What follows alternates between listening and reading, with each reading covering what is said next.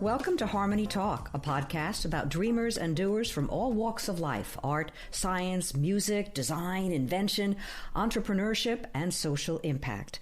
Our guest today is Jeff Abella, a co-founder of Moka Origins, an award-winning bean-to-bar coffee and craft chocolate business nestled in the hills of the Pocono Mountains in Pennsylvania.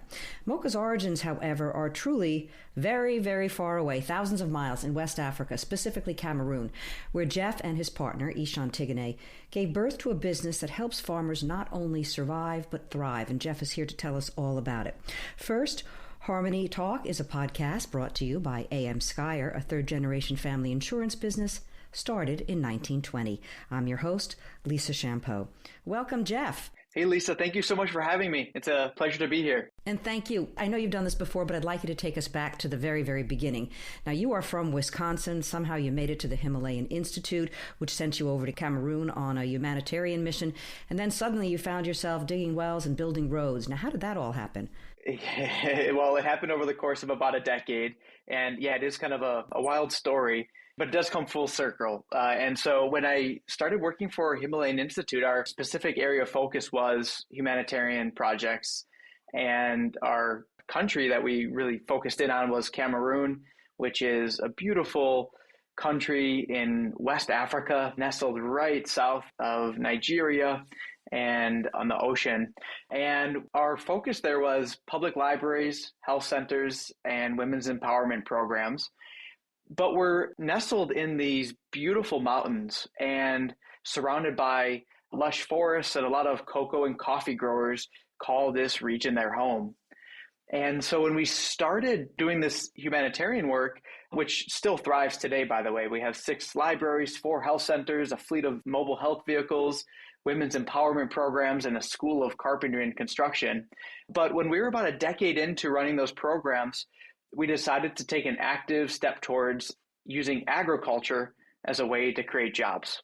And the way that came to be was, as we're living and working in this region, we actually started working with coffee and cocoa cooperatives to grow medicinal herbs. And those medicinal herbs were manufactured into health products and used by our public health workers in Cameroon. Today, we have about 200 public health workers that use these medicinal dietary supplements to support health in this region. But how this pertains to chocolate and coffee is kind of interesting. We started questioning, why is there so much interest in shoring up your cocoa and coffee growing with other crops like medicinal herbs? And by 2009, actually, we were introduced to a project in South India that His Holiness the Dalai Lama was leading for the Tibetan refugees in South India. So we were invited to South India for a 3-year project as well to do a similar model of using barren land that's underdeveloped and has economic potential but hasn't really been brought to fruition.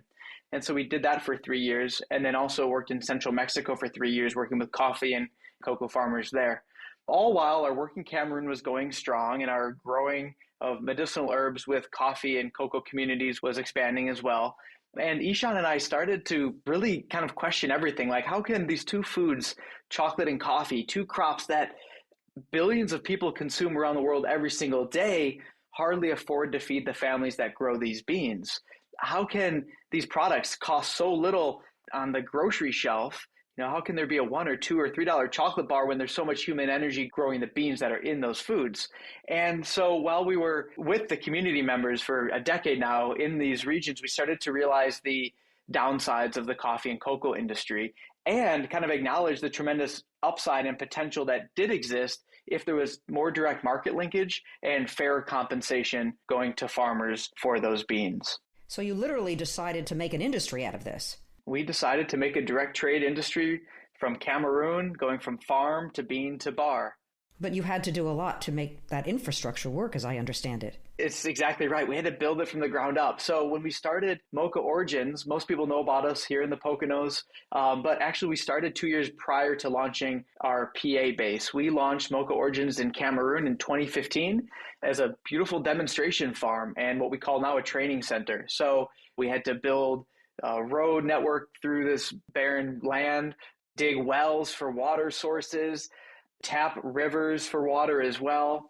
And so we had to build our irrigation infrastructure, road network, as well as electrical via solar project to get this land to the point of being able to really do anything with. And here we are 7 years later, after inhabiting this land and starting our tree planting in 2015. We've now planted over 250,000 trees on our land, as well as in partnership with surrounding communities. We have 2 water sources that feed community water taps, as well as our own irrigation systems for Moka Farm. And on that land, we're also demonstrating cocoa plus other cash crops that help to diversify farmers' income, ultimately reducing their vulnerability. So, for example, in addition to growing cocoa, which takes 5 years to go from seed to a mature enough tree that you can harvest cocoa pods from, also introducing things like growing banana or plantain right in that same plot of land. Because banana and plantain are great examples because you can harvest within 1 year and have income immediately, while that banana and plantain also then shades and protects the cocoa tree. Other things that we're doing are growing mango and papaya, plantains, and other fruit trees that are kind of longer term cash crops, and just ultimately create more of a nutritional dense home farm for farmers, but also one that has a lot more economic potential. And then we're growing medicinal herbs as well. That's kind of unique to Moka. But then this health initiative is using the herbs that Moka is growing for their project. So it's kind of a win-win-win on many fronts. It sounds very, very busy and high energy. Now, I have to assume that you had a lot of support on the one end from the Himalayan to get this project off the ground, and also buy-in from the farmers. How did you convince them that this was going to be good for them? They were going to make more money if they just maybe worked a little harder for Moka, et cetera, et cetera. Yeah, so that's a really sensitive point and a really important one to get right, because it's highly experimental. And you can't really ask anyone that isn't wanting to take that risk to take a risk that might do them harm. So that's why we actually started Moka Farm to begin with, versus just promoting this model to farmers that have their own farms. We wanted to take the first step and showcase that this was a viable way for farming to take place, and showcase by living example that you can diversify your crops, or you can plant different cocoa varieties that will produce greater yields, or using different methods of pruning, irrigation, trying organic methods of fertilizer or pest control.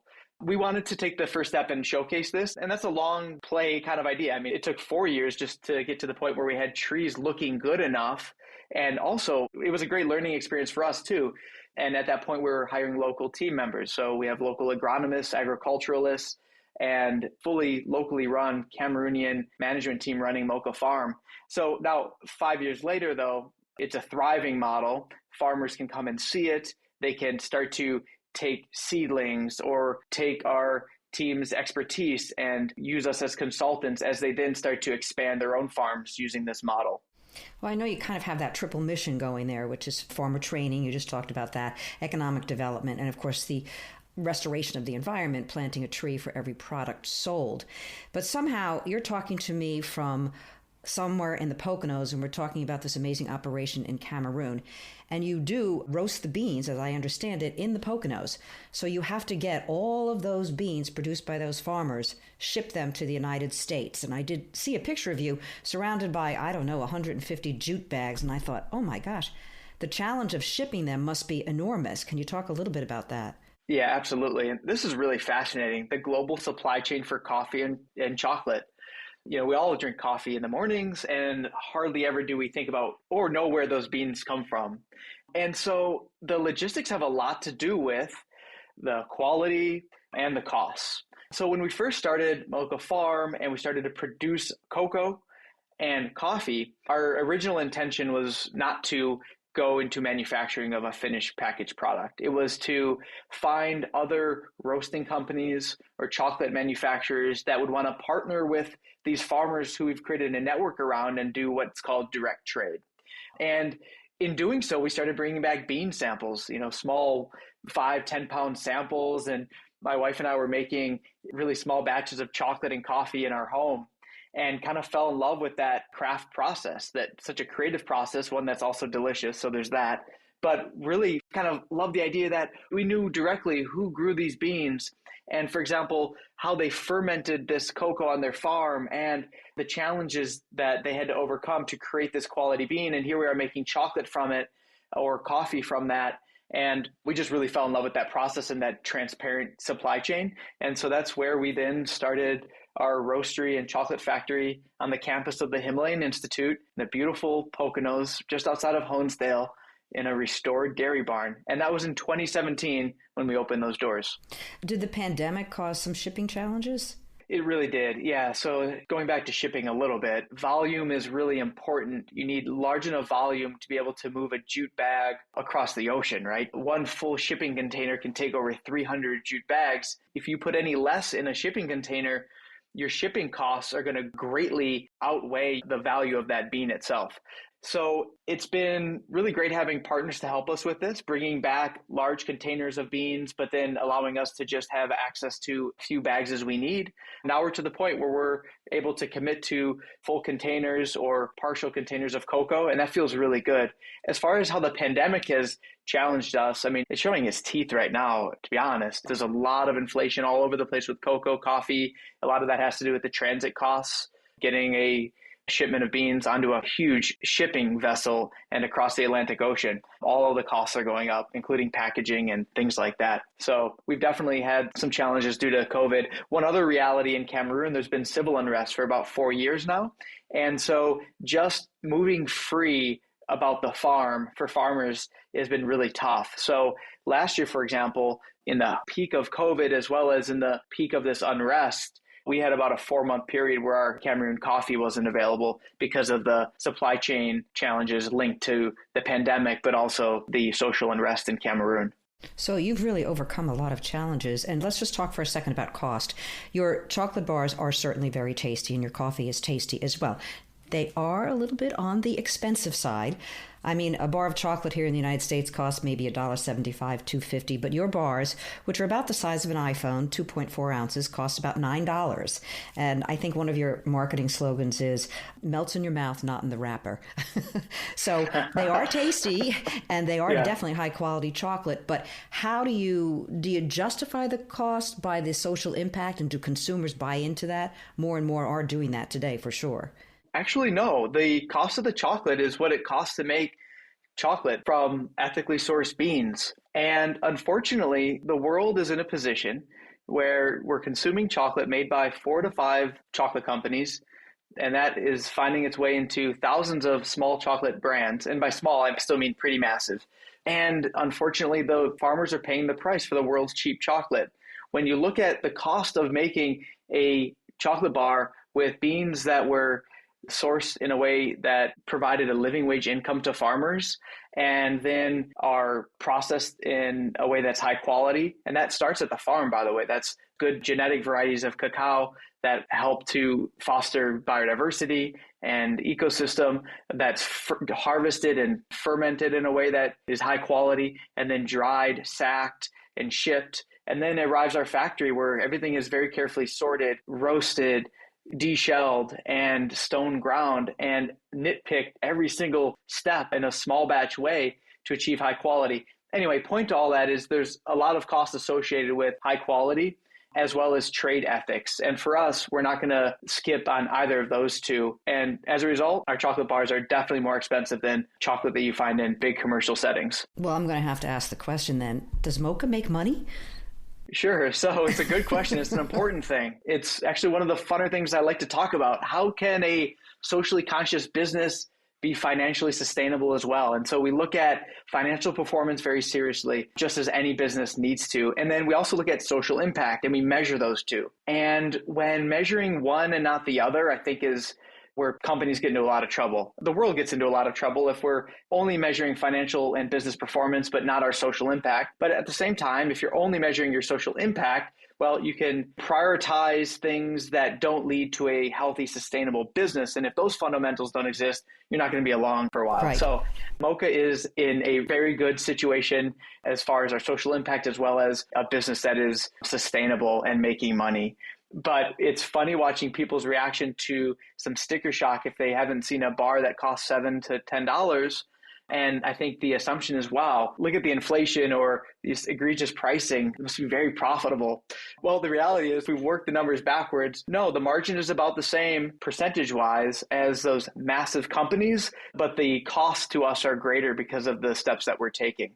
Well, speaking just for a minute about big chocolate, a lot of big chocolate companies have been accused, of course, of using child labor, slavery, and they have defended themselves by saying that they just buy the cocoa from the source and they're not responsible for the work on the farms. And the Supreme Court recently threw out a case, in fact, because the companies, they couldn't control the business overseas.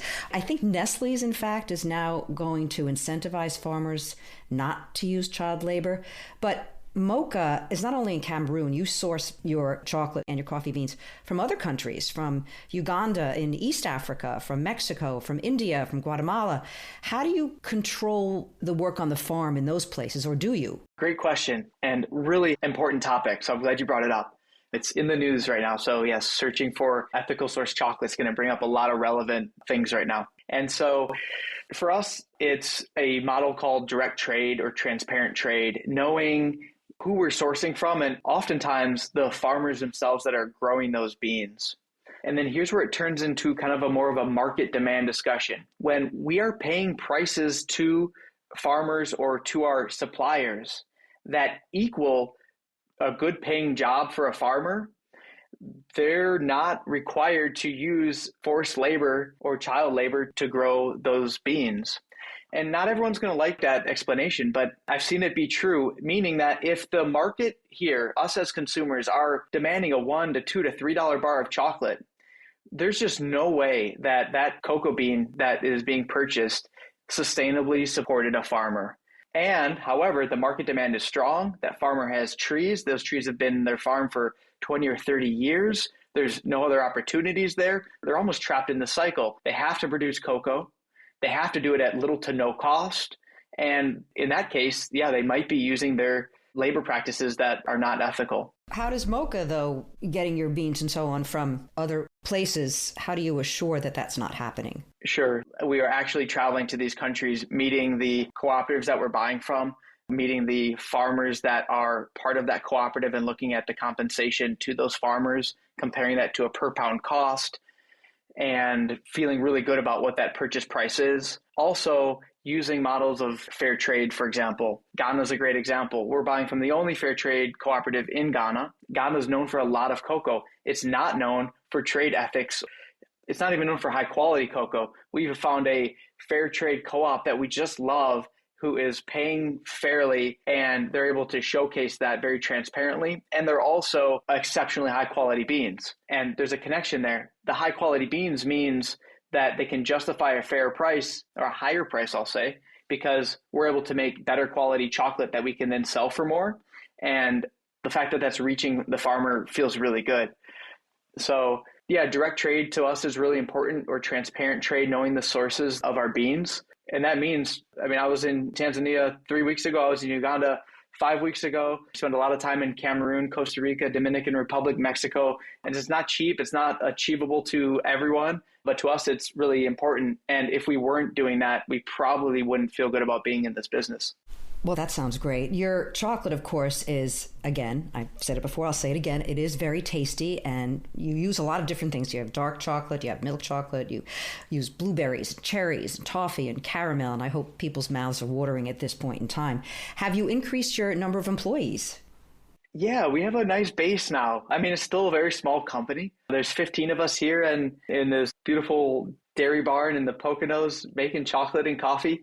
And that seems like a lot of people. It was just myself at one point doing small batches in a shed, testing products at home with Chelsea and my business partner Ishan as well.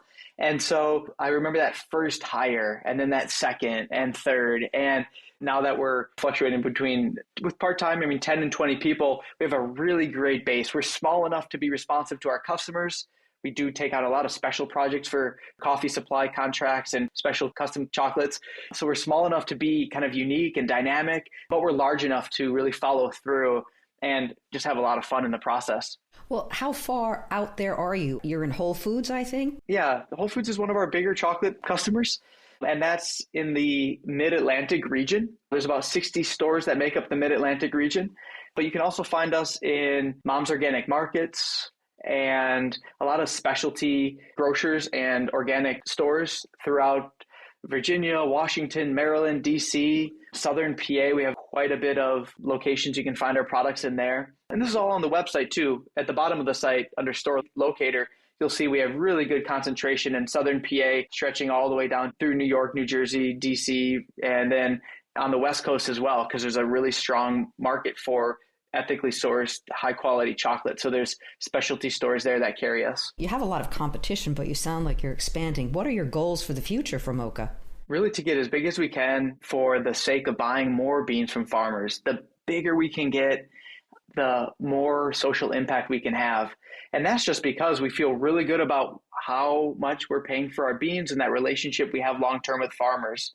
On top of that, yes, we plant a tree for every product sold, and our proceeds do go back to Moka Origins training school in Cameroon. But even if we weren't doing those other two, just the fact that we know that our beans are supporting farmers because of the compensation structure there, the more beans we buy, the more chocolate we make, and I think the more impact we'll have as a small business. Do you have one story in particular, perhaps about a farmer and his family that you helped and you saw their horizons expand, you saw their life change? I do. I have a lot of them. So let me choose wisely here. You can mention a couple. Yeah, well, one that really touches me because it's cross-generational is a farmer named Fabian from Cameroon. And when we started Moka, Fabian was around and was an incredible just person and hard worker. And he was one of those individuals where he lit up the room, or the farm in our instance, with his personality and smile. And his family had left him long ago. Fabian was in his late 60s and had a wife and two boys who left the village for kind of greener pastures. And just hearing him tell the story, was very touching. But when we then brought Fabian into Moka and he turned into one of our core Moka startup team members for our farm, and 2 years later, when I went back, he was so proud to introduce me to his son. His son was in his 30s. And so our general manager introduced this new staff member, and Fabian came with this huge smile, tear in his eyes, and said, "This is my son. And my wife and boys have returned to the region." I'm getting tears in my eyes. Yeah, I get chills when I think the story through. Very moving to have the family come back. Yeah, and that came back. The dignity around farming was restored. And this is just in this little instance in this village. I don't want to overstate it, but it's a great example of how farmers have kind of taken the brunt of a supply chain that's challenging to everyone, but it takes the toll on the farmers to the point where dignity, at least in this area, wasn't there for the farming trade. And that's terrible when you think about it. All of the energy, us as humans, food is life, and making sure that the farmers are acknowledged and compensated fairly just seems like an obvious thing, but it's not. It's not common sense or built into all of our supply chain. So when Fabian's example manifested, it was just like a real clear indication that we're onto something here. We're making a product out of something that's paying fairly. There's a sustainable living wage income now being provided, and it is keeping community intact because of that. And that was really touching. Fabian passed away about 1.5 years ago. His two sons now work for Moka, and Fabian's legacy lives on. His legacy continues. Yeah. I bet you've learned a lot of lessons, though. It hasn't all been, a smooth road. What would you not do if you had to do it all again? Okay, so what we've taken on is what I'll call like a very vertically integrated supply chain, from bean, the processing, logistics, shipping, and now chocolate making and sales. While that's really nice, and I think opens up a lot of transparency and the ability for us to nitpick every step, it's also very challenging because your focus is going to be diffused and your expertise now needs to be spread across so many different areas of a highly specialized supply chain, from source to finished product. So I think partnerships are really great. When we started Moka, we didn't have a roaster or a chocolate company that wanted to partner with us in our concept stage. But I think that would have been a really cool idea because it would have allowed us then to, focus on the farm for that first 5 years. And then maybe we would have graduated to our own chocolate factory and coffee brand. But we took it all on at once. And I just think that that's challenging. So I think that, being disciplined in your starting point is a really important thing so that you don't diffuse yourself or your resources as well. All right. Well, thank you, Jeff, and I wish you the best of luck. I'm not really sure that this is how you started your life. You didn't say, I want to grow up and become a coffee farmer, but you sound like you're really energized by it and enjoying it.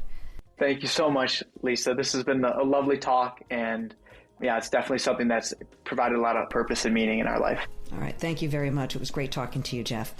Harmony Talk is a podcast brought to you by AM Skyer, a third-generation family insurance business started in 1920. I'm your host, Lisa Champeau. Talk to you next time.